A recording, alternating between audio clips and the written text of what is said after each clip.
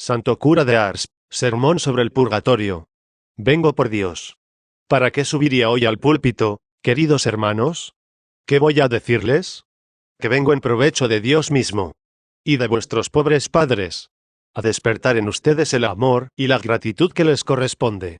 Vengo a recordarles otra vez aquella bondad y todo el amor que les han dado mientras estuvieron en este mundo. Y vengo a decirles que muchos de ellos sufren en el purgatorio, lloran y suplican con urgencia la ayuda de vuestras oraciones y de vuestras buenas obras. Me parece oírlos clamar en la profundidad de los fuegos que los devoran: cuéntales a nuestros amados, a nuestros hijos, a todos nuestros familiares cuán grandes son los demonios que nos están haciendo sufrir. Nosotros nos arrojamos a vuestros pies para implorar la ayuda de sus oraciones. Cuéntales que desde que tuvimos que separarnos, hemos estado quemándonos entre las llamas. ¿Quién podría permanecer indiferente ante el sufrimiento que estamos soportando? Ven, queridos hermanos. Escuchan a esa tierna madre, a ese dedicado padre, a todos aquellos familiares que los han atendido y ayudado. Amigos míos, gritan, líbranos de estas penas, ustedes que pueden hacerlo. Consideren, entonces, mis queridos hermanos, la magnitud de los sufrimientos que soportan las almas en el purgatorio, y ve los medios que ustedes poseen para mitigarlos, vuestras oraciones, buenas acciones y, sobre todo, el santo sacrificio de la misa. Y no quieran pararse a dudar sobre la existencia del purgatorio, eso sería una pérdida de tiempo. Ninguno entre ustedes tiene la menor duda sobre esto.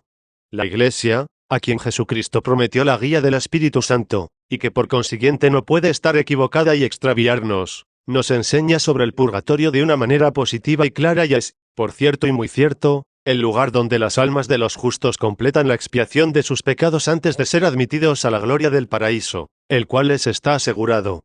Sí, mis queridos hermanos, es un artículo de fe, si no hacemos penitencia proporcional al tamaño de nuestros pecados, aun cuando estemos en el sagrado tribunal, estaremos obligados a expiarlos.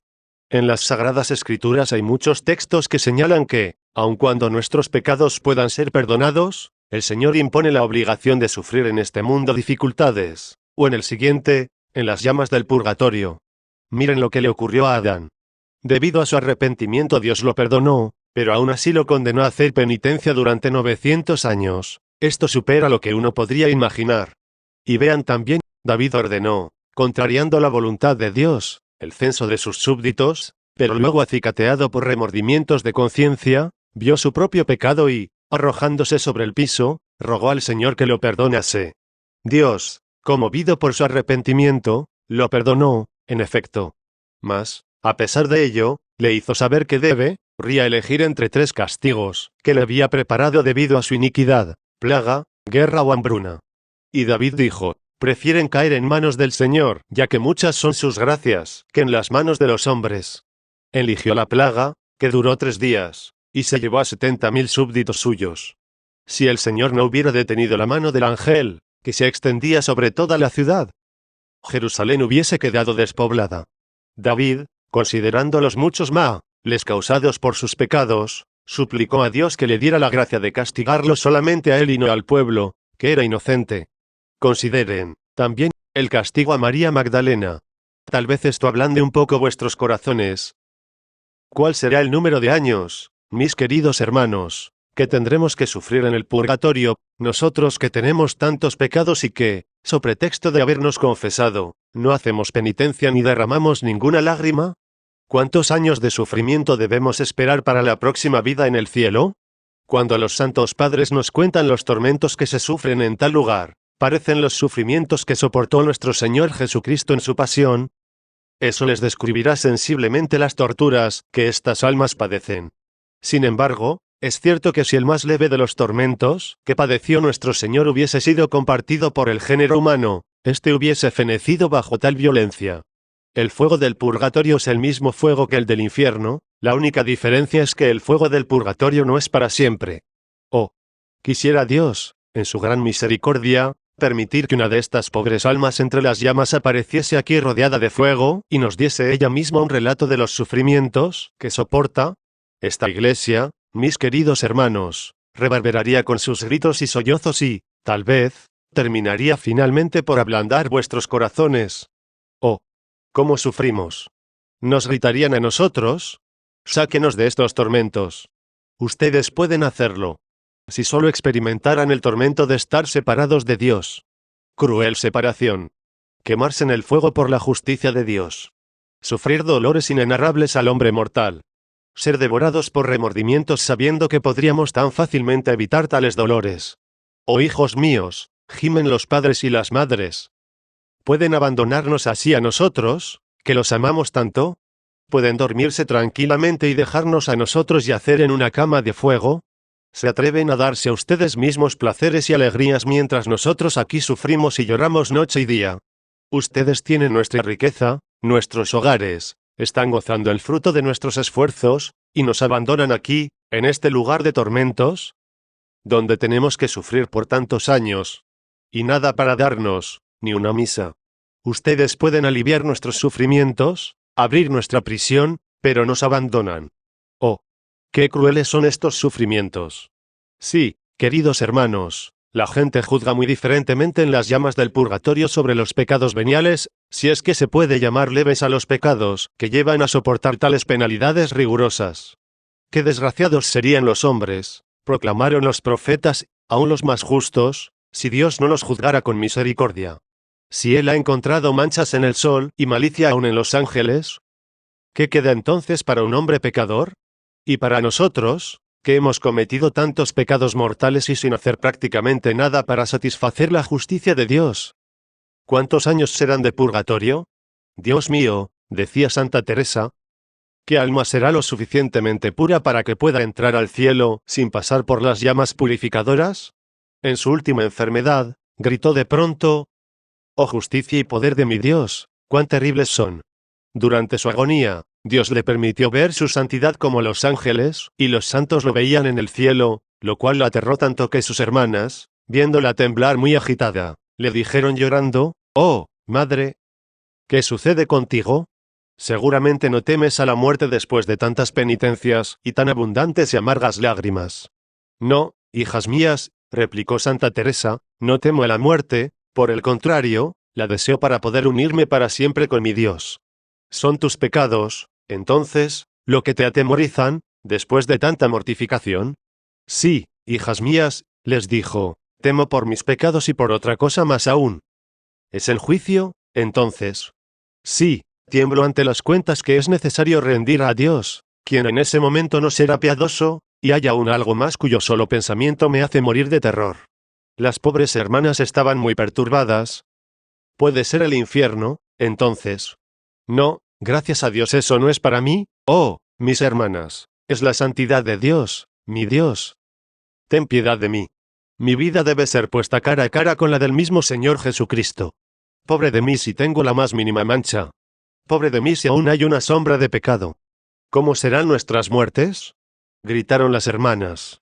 ¿Cómo serán las nuestras, entonces, mis queridos hermanos, que quizás en todas nuestras penitencias y buenas acciones, nunca hemos purgado un solo pecado perdonado en el tribunal de penitencia? ¿Cuántos años y centurias de castigo nos tocarían? ¿Cómo nos gustaría no pagar nada por nuestras faltas, tales como esas pequeñas mentiras que nos divierte, pequeños escándalos, el desprecio a las gracias que Dios nos concede a cada rato, las pequeñas murmuraciones sobre las dificultades que nos manda el Señor? No, queridos hermanos, nunca nos animaríamos a cometer el menor pecado, si pudiéramos comprender lo mucho que esto ofende a Dios y cuánto merece ser castigado aún en este mundo. Dios es justo, queridos hermanos, en todo lo que hace, y cuando nos recompensa por la más mínima buena acción, nos da con creces lo que podríamos desear.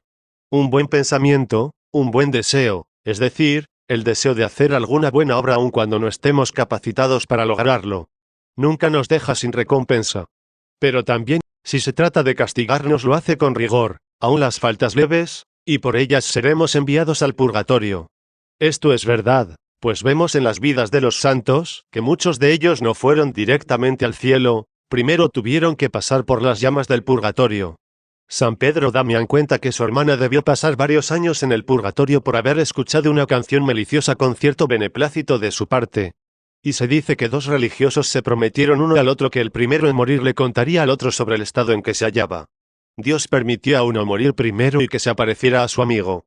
Le contó a este que había permanecido 15 años en el purgatorio por haberle gustado demasiado hacer las cosas a su manera, y cuando su amigo estaba felicitándole por haber permanecido allí tan poco tiempo, el fallecido replicó: «Yo hubiera preferido ser desollado vivo durante 10.000 años seguidos en lugar del sufrimiento de las llamas».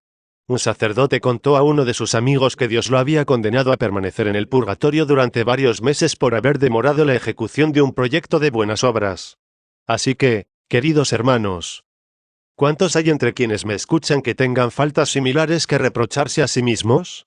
¿Y cuántos, en el curso de 8 o 10 años, han recibido de sus padres, o de sus amigos, el encargo de oír misa, dar limosnas, compartir algo?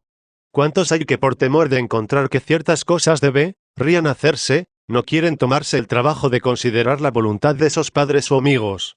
Estas pobres almas están aún detenidas en las llamas, porque nadie ha querido cumplir con sus deseos. Pobres padres y madres, que se sacrifican por la felicidad de sus hijos y de sus herederos.